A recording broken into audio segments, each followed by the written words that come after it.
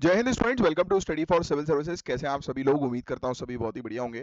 So guys, आज है 8 अगस्त 2025 और आज के करंट अफेयर्स को हम लोग कवर करने वाले हैं। आप में से जो भी स्टूडेंट्स यूपीपीसीएस, यूपीएससी, बीपीएससी या किसी भी स्टेट पीएससी की तैयारी कर रहे हैं तो लेक्चर को एंड तक जरूर देखिएगा, क्योंकि यहाँ पर वो सभी न्यूज हम लोग कवर करते हैं जो आपके एग्जामिनेशन के लिए बहुत ज्यादा इंपॉर्टेंट होती हैं।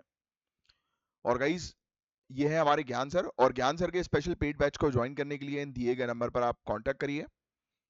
और UPPCS, BPSC, UKPSC, RO, PEO, UPSC exam, Haryana, Rajasthan, Chhattisgarh PSC exams के प्रॉपर जीरो से लेकर सिलेक्शन तक के कोर्सेज हमारे पास आपके लिए अवेलेबल हैं। दिए गए नंबर पर कांटेक्ट कीजिए। और 15 अगस्त 2025 से पहले एक स्पेशल ऑफर भी चल रहा है।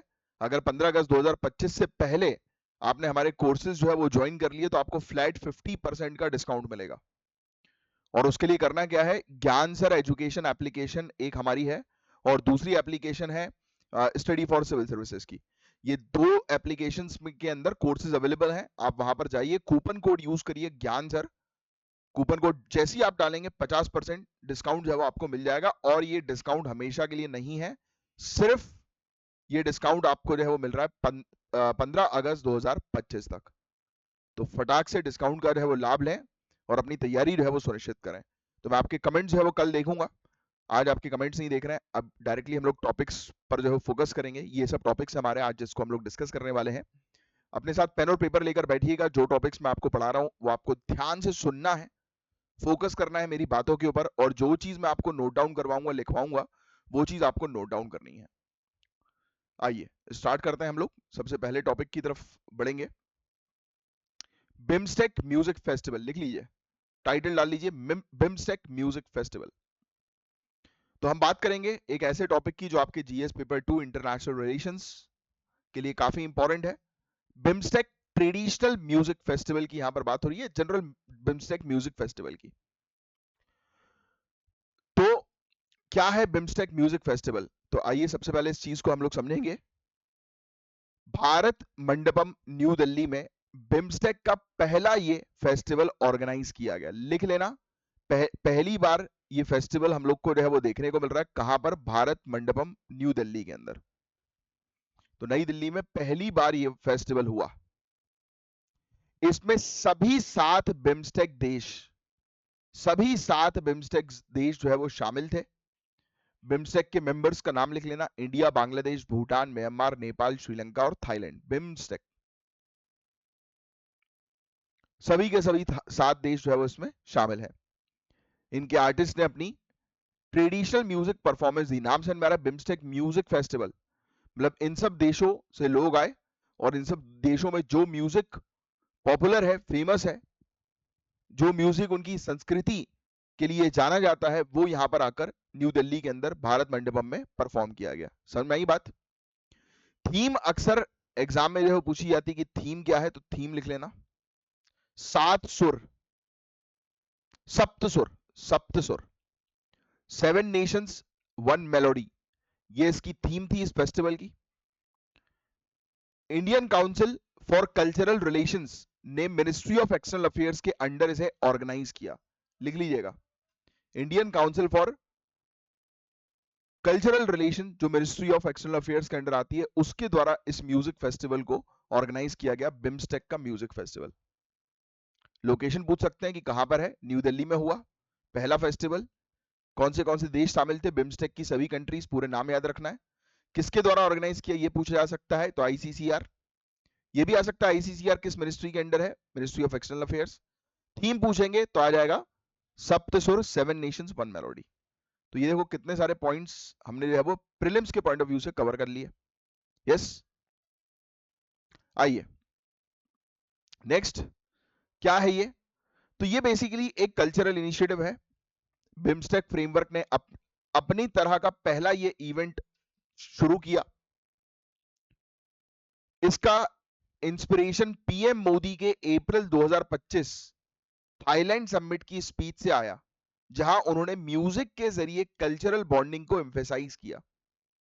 तो ये बेसिकली एक प्रकार की सॉफ्ट डिप्लोमेसी भी होती है, जो मैं आपको अक्सर पढ़ा चुका हूं प्रीवियस क्लासेस में। अगर आपको एकदम से क्लिक कर रहा हो, याद कर रहा हो कि इस प्रकार की जो इवेंट्स होते हैं, इस प्रकार के जो फेस्टिवल्स होते हैं इंटरनेशनल लेवल पर, जिसका यूज हम लोग एक सॉफ्ट डिप्लोमेसी के तौर पर भी करते हैं कंट्रीज के साथ अपने रिलेशंस को और बेटर करने के लिए। यस, जो स्टूडेंट्स 15-20 दिन से एटलीस्ट फॉलो कर रहे हैं मेरी क्लासेस को, उनको ये सॉफ्ट डिप्लोमेसी का आइडिया जो है वो लग ही गया होगा।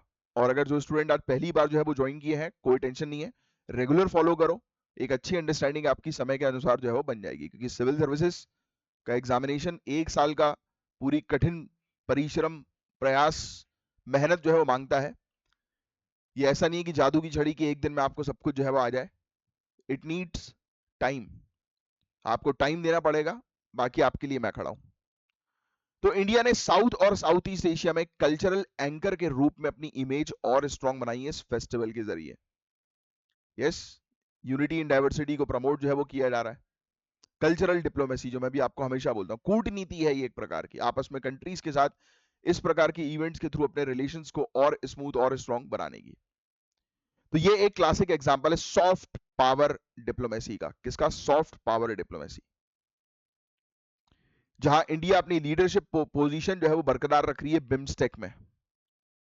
इससे लोगों के बीच संपर्क यानी कि पीपल टू पीपल कांटेक्ट बढ़ता है और म्यूचुअल एप्रिसिएशंस भी होते हैं कल्चरल रिचनेस के लिए।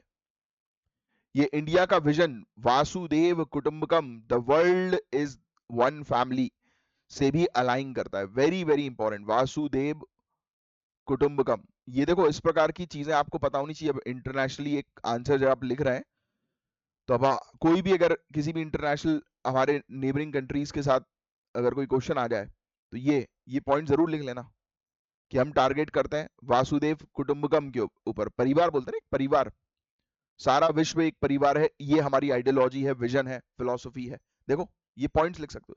यही पॉइंट्स होते हैं जो आज की डेट के आपके मेंस के आंसर रेडी करते हैं और प्रीलिम्स के फैक्ट्स आपके सामने रखते हैं। क्या फीचर्स हैं? सभी 7 नेशंस की यूनिक कल्चरल लेगेसी को रिप्रेजेंट करने वाला म्यूजिक परफॉर्मेंस यहां पर देखने को मिला। इवेंट सभी के लिए फ्री एंड इंक्लूसिव था, पहले आओ पहले पाओ बेसिस पर, कि आओ और अपना शोकेस करो अपना आर्ट फॉर्म।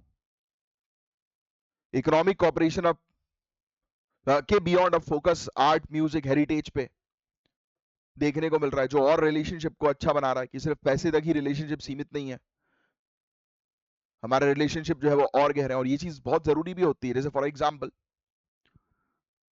2 शॉप्स हैं, दोनों शॉप वाले जो है वो सेम प्राइस पे आपको एक प्रोडक्ट देते हैं, बट फिर भी आपकी एक फेवरेट शॉप जो है वो बन जाती है। क्यों? क्योंकि उस शॉप का जो ओनर होता है वो आपको उस तरीके से जो है वो ग्रीट करता है, उस हैप्पीनेस के साथ जो है वो आपको वेलकम करता है, आपसे बातचीत करता है, आपका दोस्त बन जाता है, तो एक रिलेशन क्रिएट हो जाता है। यस, है ना? आपकी भी कुछ चुनिंदा शॉप्स होंगी जहां से आकर आप सामान लेते होगे, है कि नहीं है? होंगी, डेफिनेटली होंगी। आजकल तो वैसे ऑनलाइन का जमाना आ गया है कि ऑनलाइन, चलो ऑनलाइन भी तो आपकी कोई एक पर्टिकुलर फेवरेट एप्लीकेशन होती होगी। नहीं यार, मैं तो अमेजोन से बाय करता हूँ या करती हूँ, है ना? या तो कुछ मिंत्रा वाले होते हैं। यस, क्योंकि वहां पर आपका ऑब्जेक्टिव सिर्फ पैसा नहीं है, उसके बियॉन्ड चला जाता है। और जहां पर ऑब्जेक्टिव पैसे से बियॉन्ड चला गया, वो रिलेशन और गहरा हो गया।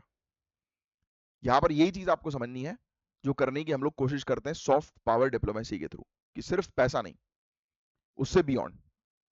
इंडिया और बिम्स्टेक क्यों इंपॉर्टेंट है? तो मतलब भाई, इंडिया के लिए बिम्स्टेक क्यों इंपॉर्टेंट है इतना, कि significance for India and BIMSTEC. India की लीडरशिप रोल जो है वो ये मजबूत करेगा इस प्रकार की एक्टिविटीज, इस प्रकार की इवेंट्स। शांति और स्टेबिलिटी बरकरार रहती है कल्चरल अंडरस्टैंडिंग के थ्रू। इंडिया की नेबरहुड फर्स्ट और एक्ट ईस्ट पॉलिसी के गोल्स के साथ ये अलाइन करता है, वेरी इंपॉर्टेंट।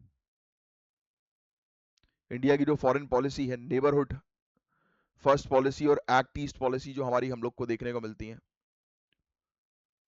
साउथ और साउथ एशियन नेशंस के बीच में कल्चरल अंडरस्टैंडिंग के थ्रू। ठीक है, तो ऐसे और कल्चरल एक्सचेंजेस से बिम्स्टेक के फ्रेमवर्क में देखने को मिलने चाहिए, जिससे कि और बिम्स्टेक, क्योंकि देखो बिम्स्टेक कहीं ना कहीं काफी सालों से डिस्कशन में नहीं आ रहा है, छुप सा गया है, राइट? बिम्स्टेक। तो मैं चाहूंगा कि आप ये बिम्स्टेक जो है इसके बारे में जो है वो थोड़ा सा ट्राई करें आज जो है वो इस टॉपिक को कवर करने की। आज बिम्स्टेक जो है वो आपको पढ़ना है खुद से। ये टॉपिक जीएस पेपर 2 के अंदर जो है वो आता है और आपके लिए इंपॉर्टेंट टॉपिक है। चलिए, बस इतना ही था न्यूज़ में हमारे लिए। अब नेक्स्ट हम जो है वो डिस्कस करेंगे नेक्स्ट टॉपिक के बारे में। उससे पहले एक छोटा सा क्वेश्चन पूछता हूँ। ये जो हम लोग को म्यूजिक फेस्टिवल देखने को मिल रहा है, बिम्स्टेक म्यूजिक फेस्टिवल, इसकी थीम क्या है? कमेंट बॉक्स पे थीम जो है वो इसकी लिखकर बताएं कि इसकी थीम क्या है। चलिए, अब जो टॉपिक ये हम लोग को देखने को मिल रहा है, इंडिया की इलेक्ट्रिक मोबिलिटी इंडेक्स का टॉपिक है, IEMI। तो ये IEMI मोबाइल वाला नहीं है, इंडिया इलेक्ट्रिक मोबिलिटी इंडेक्स है ये। IMEI मोबाइल, IMEI होता है ना, IMEI, ये IEMI है, ठीक है। इंडिया इलेक्ट्रिक मोबिलिटी इंडेक्स लिख लेना। नेक्स्ट डैश करके लिखना, नीति आयोग का ये इंडेक्स है, डैश नीति आयोग। तो ये इंडेक्स क्या बताएगा कि इंडिया कितनी जल्दी से ट्रांजिट कर रहा है इलेक्ट्रिक व्हीकल्स में, क्योंकि हमारा ऑब्जेक्टिव है। कोई मुझे बता सकता है कि हमारा टारगेट क्या है, कि इंडिया कब तक इलेक्ट्रिक व्हीकल्स में ट्रांजिट करने का प्लान कर रहा है? एक छोटा सा मैं आपको हिंट देता हूं, 100% इलेक्ट्रिक व्हीकल में ट्रांजिट करने का हमारा भी ऑब्जेक्टिव नहीं आया है। सिर्फ कुछ स्पीचेस और रिपोर्ट में ऐसा एक हल्का सा जिक्र है, बट मेन ऑब्जेक्टिव हमने बना लिया है कि इतने फलाना परसेंट हमारे देश की सड़क में जो गाड़ियां चलती हैं वो इलेक्ट्रिक व्हीकल्स हो जाएंगी इतने साल तक। तो ये आप मुझे बताएं, ये मेरा क्वेश्चन है कि ये क्या है। Dash dash percentage vehicles, electric vehicles में, मतलब डैश परसेंटेज व्हीकल्स सड़कों पर दिखाई देंगी जो इलेक्ट्रिक व्हीकल्स होंगी इतने साल तक, डैश साल तक। बताओ तो कितने परसेंटेज व्हीकल कब तक सड़कों पर जो है वो इलेक्ट्रिक व्हीकल्स के तौर पर नजर आएंगी। आइए हम डिस्कस करते हैं। तो आपको पता लग गया कि ये इंडेक्स कुछ नहीं है, ये इंडेक्स हमें बताएगा कि भाई कितनी तेजी से हम लोग जो है वो इलेक्ट्रिक व्हीकल्स की तरफ मूव कर रहे हैं। और electric vehicles compare to fossil fuels कम पोल्यूशन करती है, तो इसलिए जरूरी भी है, और आने वाले समय में फॉसिल फ्यूल्स खत्म हो जाएंगे, तो हमें जो है वो इलेक्ट्रिक व्हीकल्स की तरफ आगे बढ़ना है और इस पर काम चल ही रहा है। कंपेयर मतलब पिछले 5 साल में आप खुद देखिएगा कि इलेक्ट्रिक व्हीकल्स में ग्रोथ तो हुई है। मैं तो आपको बता रहा हूँ कि आप ही की जो कॉलोनी है जहां पर आप रहते होंगे, एटलीस्ट एक किसी ना किसी के पास इलेक्ट्रिक व्हीकल गाड़ी होगी ही, चाहे वो 2 व्हीलर हो चाहे वो 4 व्हीलर, एटलीस्ट एक एक तो होगी ना, एक से ज्यादा ही होगी, ये बात तो मैं बता दे रहा हूँ, बट एटलीस्ट एक तो होंगी, क्योंकि लोग जो है वो अब इलेक्ट्रिक व्हीकल्स की तरफ खुद ब खुद आगे बढ़ रहा है, and thanks to FAME scheme. तो आज आपको फेम स्कीम के बारे में भी पढ़ना है, लिख लो, टास्क है आपका। और जो मैं टास्क देता हूँ वो टास्क पूरा किया करो अगर सिलेक्शन पाना है तो, क्योंकि जो चीज मैं आपको बोल रहा हूँ ऐसे ही नहीं बोल रहा हूँ, आपको सीरियसली उस पर पढ़ना पड़ेगा, काम करना पड़ेगा। चलो, फेम का फुल फॉर्म नीचे कमेंट बॉक्स पे लिखकर बता दो, फेम स्कीम का फुल फॉर्म। तो IEMI 2024 नीति आयोग ने लॉन्च की है, मैं आपको ऑलरेडी पहले ही बता चुका हूं। पहली बार इलेक्ट्रिक व्हीकल एडॉप्शन और रेडीनेस को नेशनल लेवल पर बेंचमार्क करने के लिए, बताने के लिए कि भाई कौन सी स्टेट्स कितनी रेडी हैं इलेक्ट्रिक व्हीकल्स के लिए। इस इंडेक्स में स्टेट्स और यूनियन टेरिटरीज को इलेक्ट्रिक व्हीकल ट्रांजिशन जर्नी के बेसिस पर 100 मार्क्स में स्कोर दिया गया। इसका ऑब्जेक्टिव है इंडिया के 2070 नेट जीरो गोल्स को सपोर्ट करना, state level action, data based insight और कॉम्पिटिटिव रैंकिंग के थ्रू। मतलब कुल मिलाकर आप सभी लोग जानते हैं कि इंडिया जो है वो 2070 तक नेट जीरो गोल अचीव करेगी, नेट जीरो एमिशन अचीव करेगी। नेट जीरो के बारे में पता ही आप लोगों को, नेट जीरो टारगेट हमारा कब का है? 2070 का। तो सभी स्टेट्स प्रॉपर तरीके से काम करें, स्टेट्स के बीच में कंपटीशन बने, और एक इलेक्ट्रिक व्हीकल्स को लेकर हमारे पास प्रॉपर डेटा हो। इन 3 ऑब्जेक्टिव के साथ ये इंडेक्स जो है वो शुरू किया गया है। क्या क्या 3 ऑब्जेक्टिव है लिख लो, मैं रिपीट कर देता हूं। ये ऐसा डालो आप, इसमें जो है वो डालो ऑब्जेक्टिव, ऑब्जेक्टिव ऑफ, ये लिख देना IEMI 2024। पहला ऑब्जेक्टिव ये लिखो आप, पहला objective state level action, state level action. कि राज्य जो है वो स्टेट्स या या monitor states, to monitor states की निगरानी रखना राज्यों के ऊपर। दूसरा ऑब्जेक्टिव, डेटा, डेटा कि सिर्फ डेटा लिख दो, अब क्लियर हो जाएगा आपको कि हमारे पास डेटा होना चाहिए प्रॉपर। अब किससे रिलेटेड, ऑब्वियस सी बात है, ईवी की बात हो रही तो ईवी से रिलेटेड। तीसरा ऑब्जेक्टिव यहां पर जो डाल दो, तीसरा ऑब्जेक्टिव है कंपटीशन, क्योंकि इंडेक्स है आपस में, स्टेट्स के बीच में हेल्दी कंपटीशन लेकर आना है। सभी स्टेट्स कंपीट करें कि भाई हमारे यहाँ पर ज्यादा इलेक्ट्रिक व्हीकल्स में ट्रांजिशन हो गया, हमारे यहाँ पे ज्यादा हो गया, ऐसा करके, समझे आप? ये गेम है। तो इसकी तीन मेजर थीम्स भी हम लोग को जो है वो देखने को मिल रही है। ऑब्जेक्टिव मैं आपको ऑलरेडी बता ही चुका हूँ, देखो ये जो बताया था वो यही है कि 2070 के गोल्स पर मेनली फोकस किया गया। इसमें हम लोग को जो है वो देखने को मिल रहा है कि तीन मेजर थीम्स हैं।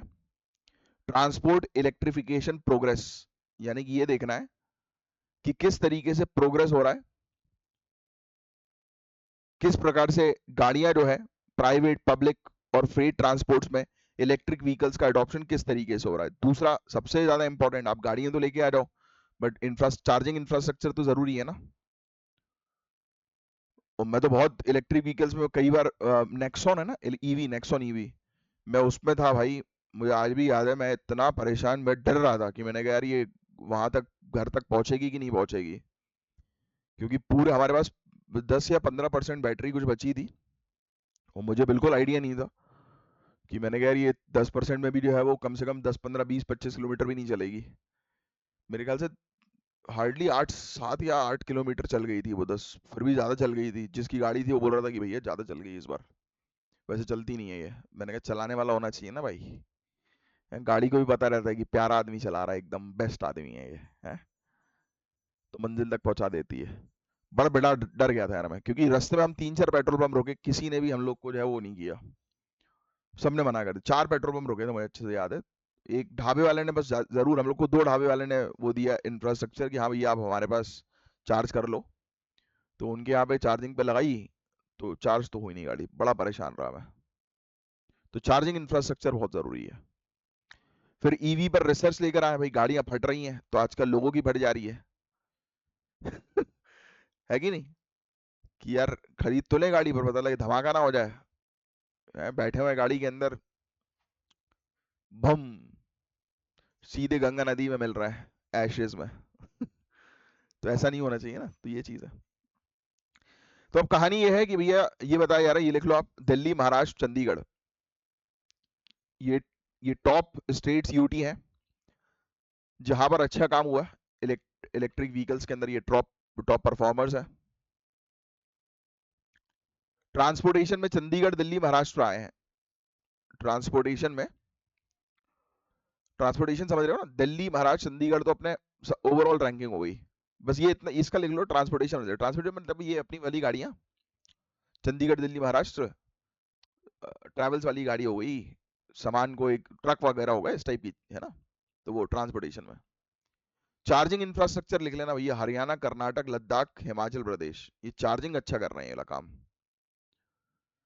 फिर रिसर्च में दिल्ली, तमिलनाडु, महाराष्ट्र, कर्नाटक, हरियाणा, तेलंगाना, ये सब रिसर्च में है, तो ये लिख लो। ट्रांसपोर्टेशन का भी चलो लिख ही लो, क्योंकि नया इंडेक्स है तो इससे रिलेटेड आने की संभावना होती है। इलेक्ट्रिक व्हीकल्स की सेल्स का एक आइडिया ले लो। 18 में 5% सेल थी, 24 में 7.7% हो गई, 24 में ही 12 लाख से ज्यादा ईवी रजिस्टर्ड हुई हैं, 25 का टोटल ईवी स्टॉक 50 लाख से ऊपर जा चुका है। 5 लाख मतलब 5 मिलियन से ज्यादा, 50 लाख हो गया ना, तो लोग खरीद रहे हैं यार। मैंने आपको खुद बोला ना, आप ही अपने घर के आसपास देखो, या होना हो शायद आपके घर पे भी हो, किसी के घर पे है ईवी तो बताना कमेंट बॉक्स में लिखकर कौन सी है। मेरा बड़ा मन है यार लेने का, बट बड़ी महंगी पड़ती है ईवी। बोले ईवी महंगी हो बट उस हिसाब से फीचर वीचर हो और इंफ्रास्ट्रक्चर वगैरह होना तो अपन ले भी लें, बट महंगी बहुत है यार। मतलब उतनी में तो एक्सयूवी 700 आ जाए, और उसके फीचर्स एक्सयूवी 700 की ईवी अभी जो आती है उससे लाख गुना ज्यादा अच्छे हैं। ड्राइविंग एक्सपीरियंस भी अच्छा है। अभी तो मैंने नेक्सॉन बस चलाई थी, बट हाँ ईवी में ये है स्मूथ चलती है। थोड़ा सा इन लोग को काम करना चाहिए, पता है, हल्की सी फेक साउंड जो है वो लाने का, क्योंकि अपन लोग को क्या आदत हो गई है कि गाड़ी का पंजा दबाओ, एक्सेलेरेटर दबाओ तो उसमें आना चाहिए साउंड, रू रू, तो थोड़ा अच्छा लगता है। इसमें तो पता ही नहीं लगे कि अरे कहाँ बढ़ गई गाड़ी एकदम। और गियर, अब कहाँ से आएगा ईवी में गियर, ये भी तो दिक्कत है ना यार। वो तो बिल्कुल रॉकेट की तरह चलती है। अब कुछ सिस्टम लाना चाहिए भाई मैनुअल वालों के लिए, क्योंकि अपन को तो आदत है भाई बिना गियर की गाड़ी में, बड़ा ऑकवर्ड सा फील होता है मुझे। चलिए, तो ये इंपॉर्टेंट क्यों है, तो भाई हमारे टारगेट को अचीव करने में हेल्प करेगा ये 2070 के, लिखने की जरूरत नहीं, समझने वाला टॉपिक है। रेन्यूएबल एनर्जी और ईवी आएगा तो ऑब्वियस सी बात है कि डीकार्बनाइजेशन करेगा, ट्रांसपोर्टेशन में जो है वो काफी हेल्प मिलेगी। डोमेस्टिक इनोवेशन प्रमोट होता है, बैटरीज में, मोटर्स में, ईवी पार्ट्स में, मेक इन इंडिया को सपोर्ट मिलेगा। प्रॉपर प्लानिंग होगी, इन्वेस्टमेंट होगा इस इंडेक्स के जरिए, है ना। एक कंपटीशन जो है वो आपस में स्टेट्स के बीच में नजर आएगा। ठीक है, बस दैट्स इट। नीति आयोग के द्वारा लॉन्च किया गया ये इंडेक्स है। सबसे टॉप स्टेट कौन सी है ईवी में, अभी बताया था ना मैंने आपको ओवरऑल। कमेंट बॉक्स में लिखकर बताओ स्टेट का नाम, या यूटी कौन सी है। चलिए, अब नेक्स्ट की तरफ हम आगे बढ़ेंगे। इथेनॉल ब्लेंडिंग, आपको ऑलरेडी पता है ये टॉपिक किस की बात कर रहा है, कि पेट्रोल में कितना इथेनॉल मिक्स किया जा रहा है, या फिर मैं बोलूं सिर्फ पेट्रोलियम शब्द का यूज करूं, जिसमें पेट्रोल डीजल दोनों आ जाता है, बट यहां पर पेट्रोल की बात हो रही है। तो इथेनॉल में कितना पेट्रोल जो है वो ब्लेंड करने का हमारा टारगेट है, कोई मुझे कमेंट बॉक्स में लिखकर बता सकता है। E20 का हमारा टारगेट क्या है, इथेनॉल ब्लेंडिंग इन पेट्रोल, जिसको हम लोग E20 बोलते हैं। E20 मतलब 20%। आपको पता है E100 भी अचीव हो गया है, ये पहले मैं आपको बता चुका हूँ, और ये जीएस पेपर 3 एनवायरमेंट में पढ़ाया जाता है। कोई मुझे बता सकता है E100 कौन सी कंपनी ने अचीव किया, कमेंट बॉक्स पे लिख कर बताओ। E100 मतलब पूरी गाड़ी चल रही है इथेनॉल से, एक कंपनी है उसने अचीव कर लिया था, एक गाड़ी ने अचीव किया था, एक गाड़ी चला रहे थे ये लोग 100% इथेनॉल से। तो E100 भी अचीवेबल है, बट अभी के लिए सभी गाड़ियों के लिए नहीं। अभी हम लोग जो है वो क्या कर रहे हैं, धीरे धीरे करके फेज आउट करेंगे इंजन को, क्योंकि हमें इथेनॉल पे आना है, क्योंकि कहीं ना कहीं ऑब्वियस सी बात है यार, फॉसिल फ्यूल्स कम हो रहे हैं, और उससे बड़ी प्रॉब्लम इनसे होने वाला पॉल्यूशन। इथेनॉल से भी पॉल्यूशन होता है, हम इथेनॉल को ये नहीं बोल सकते कि ये बिल्कुल ही पॉल्यूशन फ्री है, क्योंकि ये बायोफ्यूल है, और बायोफ्यूल 100% रिन्यूएबल नहीं होता है, आप सभी जानते हैं। यस, तो आइए बात करते हैं हम लोग। तो इथेनॉल एक बायोफ्यूल है, ये लिख लेना भैया। शुगर केन, मेज, राइस, ऐसे क्रॉप्स से जो है वो बनाया जाता है। जट्रोफा, जट्रोफा से ही बनता है। यस, ये क्वेश्चन भी एक बार आ चुका था, और इसके बिल्कुल डेप्थ में आपको इस टॉपिक को पढ़ना है अपने जनरल स्टडीज के अंदर, एनवायरमेंट में पढ़ाया जाता है। इसलिए मैं हमेशा बोलता हूँ कि कोर्सेज लो, और अभी तो ले ही लो, क्योंकि अभी इतना अच्छा मौका है, 50% डिस्काउंट मिला, इससे ज्यादा मिलता भी नहीं है कभी। ऐसा डिस्काउंट का ऑफर है कि मजा आ जाएगा। ज्ञान सर कूपन कोड यूज करो और एप्लीकेशन में डालकर ज्वाइन कर लो, अभी बहुत अच्छा मौका है। और ज्वाइन करने के बाद मुझे कमेंट बॉक्स में बताना कि आपने ज्वाइन कर लिया। E10, E20, E100, देखो मैंने आपको बोला ना, E100 प्योर इथेनॉल ये तक अचीव किया जा चुका है आज की डेट में। हमारा टारगेट क्या है, हमारा टारगेट 2025 E20, 5 साल पहले ही हमने ओरिजिनल टारगेट से जो है वो अचीव कर लिया है, इंडिया ने अचीव कर लिया भाई। E20 टारगेट इंडिया का अचीव हो गया है। इथेनॉल ब्लेंडेड पेट्रोल प्रोग्राम के तहत 2030 तक हमें अचीव करना था, 5 साल पहले ही अचीव मार दिया। लिख लेना, बहुत बड़ा अचीवमेंट है हमारे लिए। तो बस यही है, E20 टारगेट 2025 में हमने अचीव कर लिया है, 2030 ओरिजिनल टारगेट था, 5 साल पहले ही अचीव कर लिया। 2014 में ब्लेंडिंग लेवल तो सिर्फ 1.5% था, 2025 तक 20% हो गया। सोचिए आप, 13 गुना ज्यादा ग्रोथ करी है हमने 11 सालों में, 11 ईयर्स में। देखो लिखा, nearly 13 fold times in 11 years.